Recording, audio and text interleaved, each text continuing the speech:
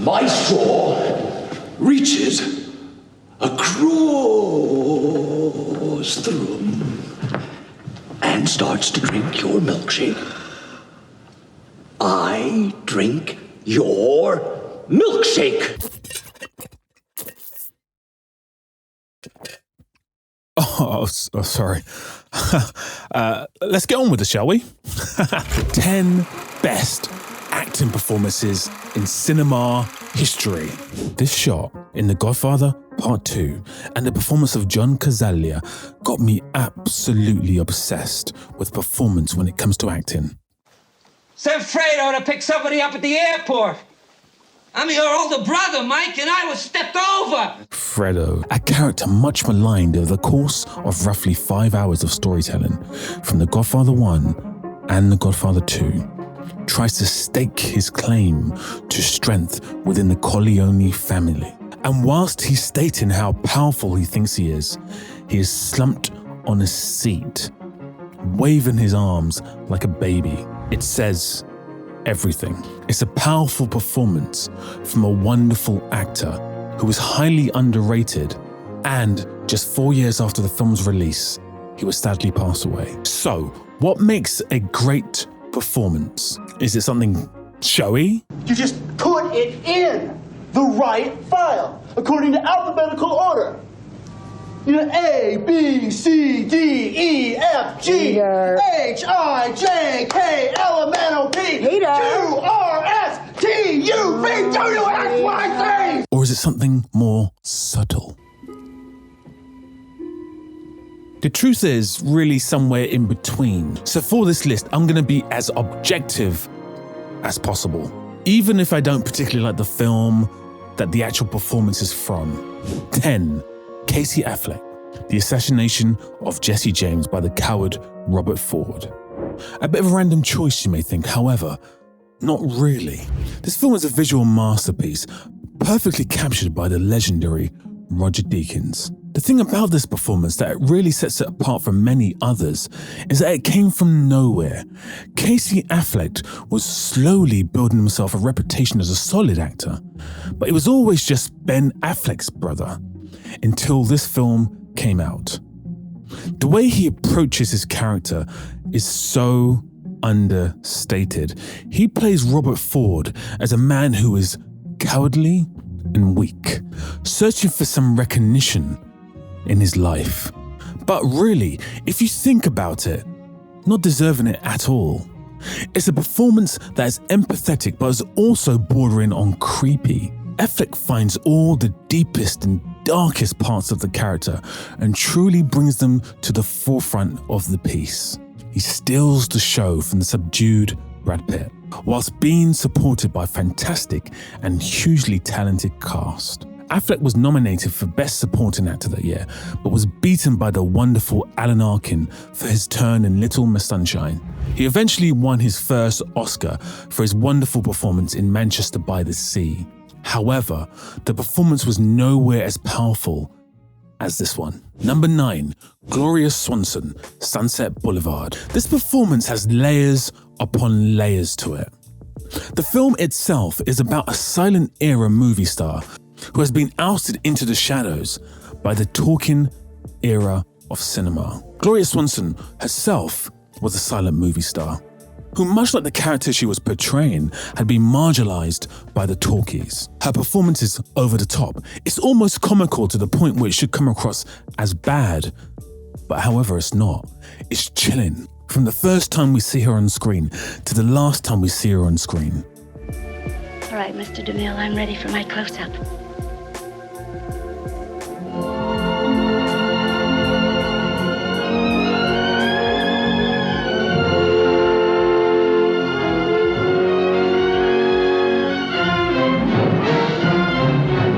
And the direction from Billy Wilder is completely a star.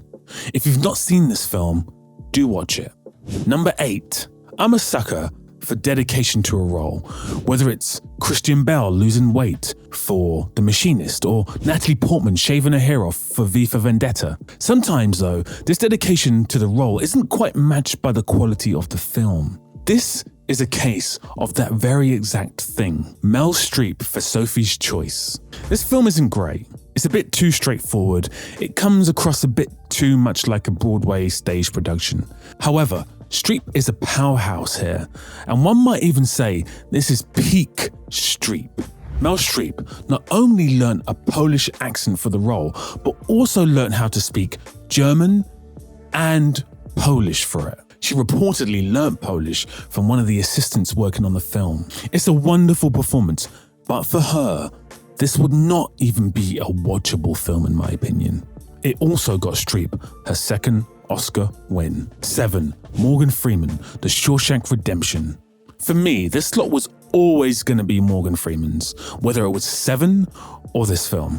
His performance in 7 is almost the same, but has less depth. This was his breakthrough performance. That voice, that depth in his eyes, and his delivery is the rock of the whole film. Tim Robbins is also wonderful in this film, but Morgan Freeman steals the show. It showcases the talents of what is one of the greatest actors to ever grace our screens. Now, we're almost halfway through and you're probably loving this list. Let's face it, it's really good. I would absolutely love it if you would stop, hit the subscribe button, and then start watching again. 6. Jack Nicholson, One Flew Over the Cuckoo's Nest. Jack Nicholson actually started off in really bad B-movies, directed and produced by the legendary Roger Corman. His rise to the top was slow and painful. It wasn't until 1969's Easy Riders that he kind of came to prominence. And throughout the early 70s, Nicholson put in a string of wonderful performances until he got to this point. His manic, energetic charm, the intensity in his eyes. What we have here is a performance that encapsulated the madness of McMurphy, but it was so quietly poised. His battle with Nurse Ratched is one of the greatest screen rivalries in cinema history, and earned Nicholson his first Oscar. It was a performance so iconic that Nicholson spent the next 30 years of his career almost doing a caricature of the same character. 5. Edward Norton, American History X. The film The Score in 2001 starred Marlon Brando, Robert De Niro, and Edward Norton. It was dubbed as the film with the 3 best actors of their generations. Norton had just released his masterpiece, Fight Club, and had been nominated for his turn in the underrated Primal Fear, a performance that came from nowhere. He was just 27. In between that, we had the performance that really defines Edward Norton. Norton plays neo-Nazi Derek Vinyard. Now, the thing about this performance that sets it apart is that Norton decides he's going to fully commit to the role. We see the character in his life before becoming a neo-Nazi, during, and post. Norton commits to each phase hugely, but especially in his neo-Nazi phase. He's hugely unlikable. He bulked up for the role. He shaved his head for the role. It is truly a chilling performance. And this look in his eyes as he's arrested for a crime that I shan't share on this video is pure mastery of the art. It's a film he should have wholly won an Oscar for. 4. Denzel Washington, Malcolm X, another X film. Now, this film's very strange. It's by no means Spike Lee's best film, but it's his most epic film. The thing I hugely love about Denzel Washington's performance in this film is that he looks nothing like Malcolm X. However, whenever I think of, or someone says Malcolm X, I think of Denzel Washington immediately. Denzel goes through a transformation of character here, from small-time gangster to prison inmate to rebellious political campaigner to a more measured political campaigner to an enlightened but fearful character. It is the best performance by Denzel. Yes, much better than his showy performance in Training Day. And it should have been the film that won him his first Oscar. 3. Daniel Day-Lewis, There Will Be Blood. Daniel Day-Lewis might actually be the best actor there's ever been. However, I do not think he's going to be recognized as such. And it's hard to say why. I could have chosen at least 2 other performances from this master of his craft. And it wouldn't have made a difference. The reason I chose this performance and this film is that it's wholly unapologetic. Day-Lewis decides from the very first second in this film that Daniel Plainview is an unemotional grunt. And much like Edward Norton in American History X, he fully commits to it. The vocal inflections, the lack of empathy, and the depth of which you'll sink to for greed, up until the very last act. All of this creates one of cinema's most unlikable characters ever, if not the most unlikable character ever. 2. Now it's getting very serious. Marlon Brando, The Godfather. Now, I simply had to put this in. Or do I? Because whilst I was writing this, I remembered I hadn't actually put Al Pacino in there. His performances over the course of his career are amongst the best performances in cinema history. We have Dog Day Afternoon, we have The Godfather 1, we have The Godfather Part 2, we have Scent of a Woman, which he won an Oscar for, but really shouldn't have, to be honest with you. It's a good performance, a bit shouty though. Watch this. You're out of order. Out of order? I show you out of order. You don't know what out of order is, Mr. Trask. I'd show you, but I'm too old. I'm too tired. I'm too fucking blind. If I were the man I was 5 years ago, I'd take a flamethrower to this place. Now, you could take any of his top-line performances, even his performance recently in The Irishman, which is wonderful as well. And you could easily make a case for it to be in the top 20 performances of all time. However, his performance in The Godfather Part 2 and Dog Day Afternoon are 100% 2, or at least 1 of the top 10 performances of all time. However, so are these. Bruno Gantz in Downfall, Toshiro Mifune in Seventh Samurai, Hilary Swank in Boys Don't Cry, Nicolas Cage in Leaving Las Vegas, Julianne Moore in Safe, Philip Seymour Hoffman in pretty much everything he did, Marion Cotillard in a French film which I can't pronounce, Vincent Cassel in La Haine, Tom Cruise in Magnolia, Anthony Hopkins in Silence of the Lambs, Viola Davis in literally everything. Do you know what? I'm gonna just keep Marlon Brando in. I'm just gonna stick to the list. Brando is considered the man who changed acting.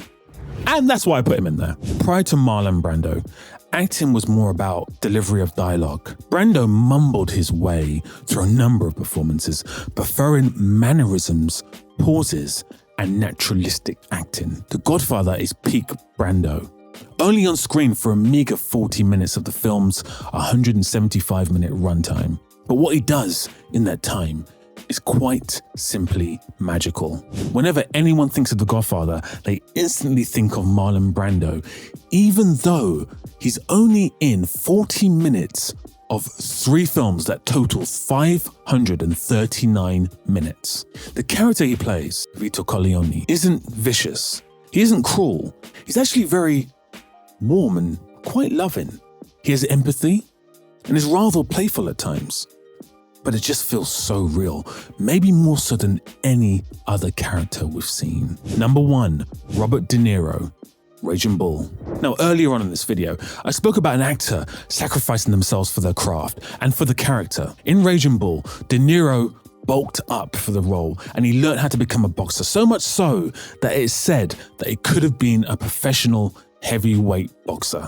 He did the same thing for Taxi Driver. He rode in a cab for weeks before they started filming. He's the definition, just like Daniel Day-Lewis, of a method actor. Now, the thing that takes his performance even further is that Scorsese stopped filming for several months just so that De Niro could put on weight by eating pasta and not working out at all. Now, that is dedication to the role. It's an insane performance. Again, it's unapologetic, it's violent, it's unpleasant. Jake LaMotta is not a nice person. Cheating, lying, taking dives, being abusive. De Niro is like a meteorite in this film, heading towards Earth. He consumes every scene he's in, swallowing up the air with aplomb. Each punch he gives feels like he's punching you. Each punch he receives feels like you've been punched with a haymaker. This performance is the very definition of a tour de force. There has never been, and maybe will never be, a performance like this one again. Incredible film, incredible actor, the epitome of greatness. So there it is, the 10 best acting performances in cinema history. There are so many eras, so many actors, so many movies, so many countries that I've left out. If you can think of any, do put them in the comments. And you know what? I'm actually going to do a reaction video to your lists. Let me know what your top 10 is. And please like this video, please subscribe, and I'll see you soon.